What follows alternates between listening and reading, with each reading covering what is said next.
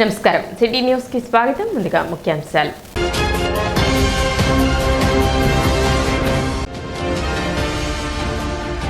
తెనాలిలో వైభవంగా కొనసాగుతున్న అష్టోత్తర శతకోటి శ్రీరామనామ పారాయణ మహాయజ్ఞం పూర్ణాహుతి మహోత్సవం.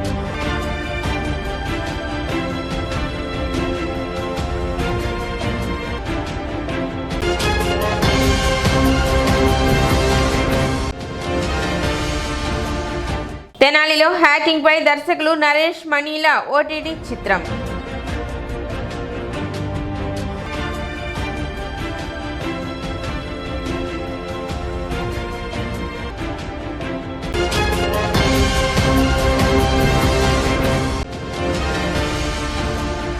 పట్టణ టీడీపీ కార్యాలయంలో సావిత్రి బాపులే వర్ధంతి వేడుకలు.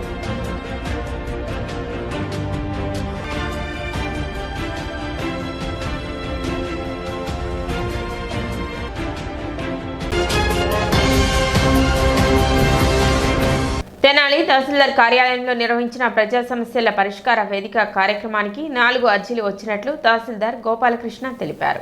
ఎమ్మెల్సీ ఎన్నికల కోడ్ ఉన్నందున ఈ కార్యక్రమానికి విరామం ఇవ్వటం జరిగిందని, కోడ్ ముగిసిన నేపథ్యంలో ఈ సోమవారం నుండి కార్యక్రమాన్ని తిరిగి పునఃప్రారంభించినట్లు ఆయన తెలిపారు. ఈరోజు నిర్వహించిన ఈ ప్రజా సమస్యల పరిష్కార వేదిక కార్యక్రమంలో మొత్తం 4 అర్జీలు వచ్చాయని, వచ్చిన వాటిని సంబంధిత అధికారులకు పంపి పరిష్కరించడం జరుగుతుందని తహసీల్దార్ గోపాలకృష్ణ వెల్లడించారు.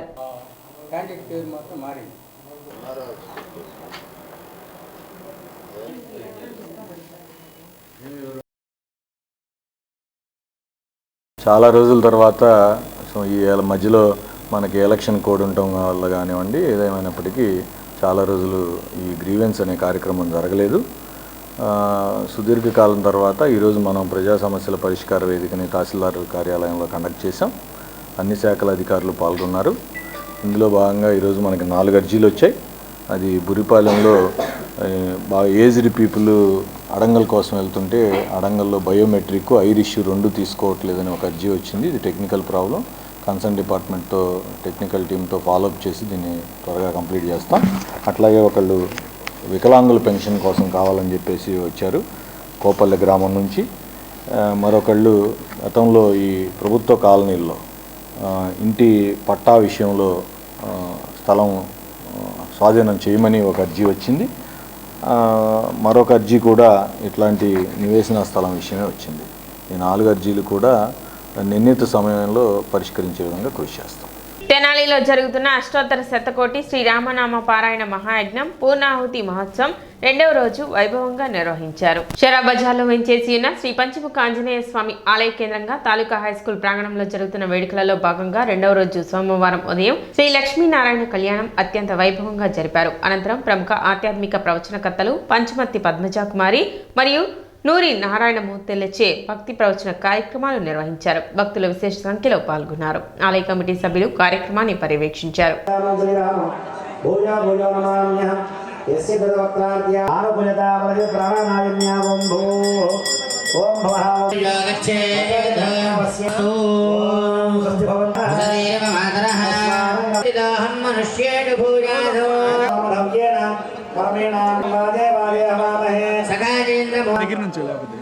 మధ్య అనుకుంటూ ఉంటారు.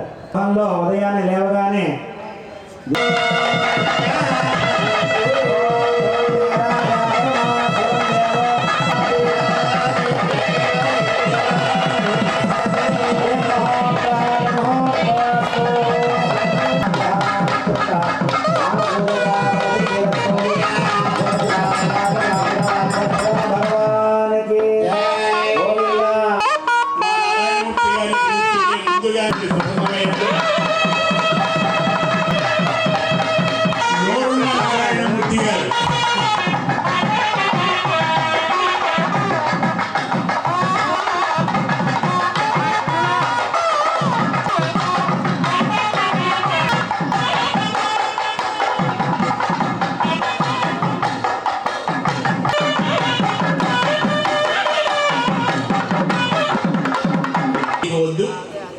పూర్తి చేసుకొని తర్వాత మీరందరూ స్వయం రామార్థులతో ఒకసారి నమస్కరించి ఆమె యొక్క వాక్యాలను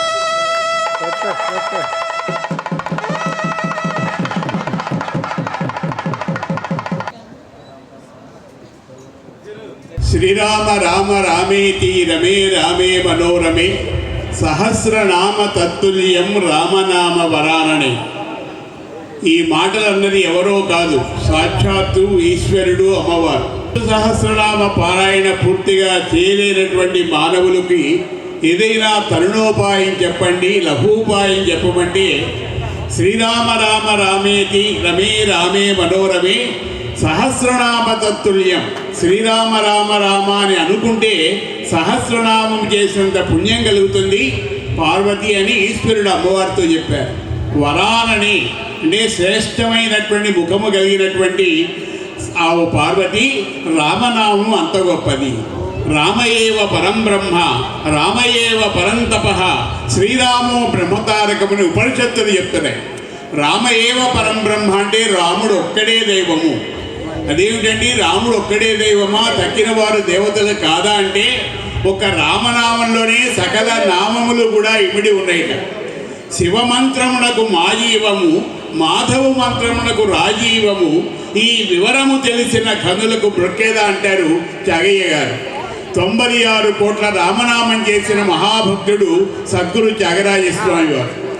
గురువు గారు చెప్పారు, ఆయన 96 కోట్ల రామనామం చేస్తే రాముడు దర్శనమిస్తాడు, నీకు మోక్షాన్ని ప్రసాదిస్తాడని గురువు గారు చెప్పారు. ఆ గురువాక్యమునందు విశ్వాసం ఉంచారు. ప్రతిరోజు కూడా మరి రామనామ జపం చేసేవారు, శివాలయంలో కూర్చొని చేసేవారు. చివరికి రాముడు దర్శనమిచ్చాడు. కనుగొంటిని రాముని కనుగొంటిని అన్నాడు. దాన్ని ఆదర్శంగా తీసుకొని మా తెనాలి మరి పంచముఖ ఆంజనేయ స్వామి దేవాలయ భక్త బృందం అంతా కలిసి 96 కోట్ల రామనామం చేస్తేనే త్యాగయ్య గారికి రాముడు కనపడ్డాడు. మనం భక్తులందరి చేత ఈ రామ జపం చేయించి లిఖితము చేయిస్తే రామదర్శనం కాకుండా ఉంటుందా, లోక కళ్యాణం జరగకుండా ఉంటుందా అనే సంకల్పంతో ఒక మంచి ముహూర్తంలో ప్రారంభించి 108 అష్టోత్తర శతకోటి అని చెప్పన్నారు. అటువంటి రామన మహాయజ్ఞం పూర్తి చేసుకొని పూర్ణాహుతి జరుపుకుంటున్నాం. అద్భుతంగా 108 కోట్ల సార్లు శ్రీరామ నామ పారాయణ మహాయజ్ఞాన్నే చేశారు. ఇక్కడ ఉన్నటువంటి భక్తులు మాత్రమే కాదండి, ఉభయ రాష్ట్రాలు, తెలుగు రాష్ట్రాలలో ఉన్నటువంటి ఆంధ్ర తెలంగాణలలో ఉన్న వాళ్ళు మాత్రమే కాక ఒరిస్సా, మహారాష్ట్ర, కర్ణాటక, తమిళనాడు మొత్తం 6 రాష్ట్రాలలో ఉన్నటువంటి భక్తులందరూ కూడా చక్కగా ఏకకాలంలో అనుసంధానం చేస్తూ 108 కోట్ల పర్యాయాలు రామనామ పారాయణ చేయడం అంటే అది రాముల వారి అనుగ్రహం ఉంటే తప్ప సాధ్యం కాదు. ఇక్కడ ఉన్న వాళ్ళందరికీ రామనామ అనుగ్రహము, రామ అనుగ్రహ కారణం చేత రామనామ పారాయణం జరిగిందని చెప్పవచ్చు. ప్రపంచాన్ని వణికిస్తున్న హ్యాకింగ్ మోసాలపై ఆంధ్రలోని తెనాలి పట్టణానికి చెందిన నూతన దర్శకులు నరేష్ దోనే మరియు మణివరన్లు హ్యాకింగ్ నేపథ్యంలో ఓటీటీ చిత్రాన్ని రూపొందిస్తున్నారు. ఈ మేరకు స్థానిక మా ఏపీ కార్యాలయంలో సోమవారం ఏర్పాటు చేసిన విలేకరుల సమావేశంలో మా ఏపీ వ్యవస్థాపక అధ్యక్షులు, సినీ దర్శకులు దిలీప్ రాజా హ్యాకింగ్ నిర్మాణ వివరాలను వెల్లడించారు. దేశవ్యాప్తంగా సైబర్ క్రైమ్ పోలీసులకు సవాలుగా మిగిలిన హ్యాకింగ్ మోసాలు నేటి సమాజానికి ప్రశ్నగా మారినందువల్లనే ఈ నూతన కథాంశాన్ని ఎంపిక చేసుకున్నామని ఆయన చెప్పారు. ఈ ఓటీటీ చిత్రాన్ని తెలుగు, తమిళ, హిందీ, కన్నడ, మలయాళ భాషల్లోకి అనువదిస్తున్నట్లు దిలీప్ రాజా వివరించారు. హ్యాకర్లు అత్యధికంగా చైనాలో ఉండగా క్రమేణా భారతదేశంలోనూ విచ్చలవిడిగా వ్యాపించారన్నారు. తెలియకుండానే మన బ్యాంక్ అకౌంట్లు హ్యాకింగ్కు గురై డబ్బు పోగొట్టుకోవడం, అలాగే సెల్ ఫోన్ ద్వారా మన సమాచారం క్షణంలో తెలుసుకొని ఆర్థిక మోసాలకు సైబర్ నేరగాళ్లు పాల్పడటం లాంటి అంశాలు ఇందులో ప్రధాన కథాంశమని దర్శకులు మణివరన్ అండ్ నరేష్ దోనే వెల్లడించారు. అనుపమ ఆర్ట్స్ పతాకంపై రూపొందుతున్న ఈ ఓటీటీ చిత్రానికి నిర్మాత రావూరి సురేష్ బాబు, దర్శకుడు దిలీప్ రాజా దగ్గర సహాయ దర్శకులుగా పనిచేసిన ఈ యువ దర్శకులిద్దరూ కోటప్పకొండ ఓటీటీ చిత్రంతో దర్శకులుగా పరిచయం అయ్యారు. సమావేశంలో కాస్ట్యూమ్ డిజైనర్ పట్నాల పార్వతి, సూర్యనారాయణ పాల్గొన్నారు. జేబు దొంగలను చూసాం, ఇళ్లల్లో దొంగతనాలు చేసేవాళ్ళని చూసాం, దారి దోపిడీ చేసేవాళ్ళని చూసాం, రకరకాల దొంగలను చూసాం. కానీ ఇప్పుడు లేటెస్ట్గా దొంగలు వచ్చారు. ఎవరాళ్ళు అంటే సైబర్ క్రైమ్స్కి ఏదైతే సైబర్ క్రైమ్స్ ఉన్నాయో ఆ సైబర్ క్రైమ్స్ని ఓన్ చేసుకుని భారతదేశాన్ని వణికిస్తున్న హ్యాకర్లు. హ్యాకింగ్ అనేది ఈ రోజున భారతదేశాన్ని వణికిస్తుంది. పోలీస్ డిపార్ట్మెంట్కి ఇది ఒక పెద్ద సవాలుగా కూడా మారింది. మన బ్యాంక్ అకౌంట్ మనకు తెలియకుండానే మన బ్యాంక్ అకౌంట్లో డబ్బులు హ్యాకర్ కాజేసేస్తాడు. మన సెల్ ఫోన్లో మనకు తెలియకుండానే మన సెల్ ఫోన్లో ఫీడ్ అయిపోయి ఉన్న సమాచారాలు ఏదైతే ఉన్నాయో అవన్నీ కూడా హ్యాకర్ లాగేస్తాడు. Including bank account numbers, PAN card numbers, whatever we have recorded in the mobile, everything will be stolen. హ్యాకర్లు ఆ విధంగా చేస్తున్నారు. ఇది ఎవ్రీబడి ఈజ్ అవేర్. వాళ్ళు హ్యాకర్లు ప్రజల మీదకే రావట్లా, పెద్ద పెద్ద కంపెనీలను కూడా కొల్లగొట్టి కోట్ల రూపాయల డబ్బుని ఈ హ్యాకింగ్ చేసేవాళ్ళు కొల్లగొట్టేస్తున్నారు. మేము హ్యాకింగ్ అనే ఓటీటీ సినిమా తీస్తున్నాం. నా దగ్గర డైరెక్షన్ డిపార్ట్మెంట్లో పనిచేస్తున్న నరేష్, మణివరన్ వీళ్ళిద్దరూ ఆ ఓటీటీ సినిమా డైరెక్షన్ చేస్తున్నారు. నా కోసం తీస్తున్న సినిమా కాదు, అవేర్నెస్గా ఉంటే ఎందుకు సెల్ ఫోన్లో సమాచారం వెళ్తుంది, ఏ లింకులు పడితే ఆ లింకులు ఓపెన్ చేయకూడదు, ఏ వెబ్సైట్లు పడితే ఆ వెబ్సైట్లు ఓపెన్ చేయకూడదు. మనకు తెలియని నెంబర్ల నుంచి ఫోన్ వస్తే పొరపాటున మీరు క్లిక్ చేశారో క్షణాల్లో వెళ్ళిపోతాయి డబ్బులు. క్షణాల్లో మనం ఫీడ్ చేసుకున్న బ్యాంక్ అకౌంట్ నెంబర్లు కానీ మన దగ్గర ఉన్న సమాచారం కానీ క్షణాల్లో వాళ్ళు కాజేస్తారు. ఇదంతా ఎలా కాజేస్తున్నారంటే వాళ్ళు ఈమెయిల్ ద్వారా, తర్వాత ఈ కంప్యూటర్కి అనుసంధానమైన పరికరాలు ఉంటాయి, ఆ పరికరాలను వాళ్ళు ట్రాప్ చేసేసి లాగేసుకుంటున్నారు.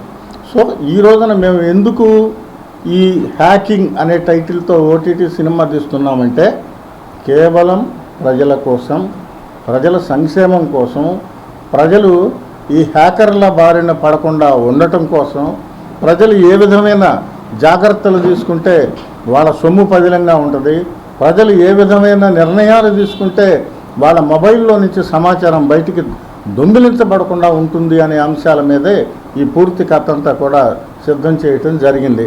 ఇప్పుడు ఒక చిన్న విరామం.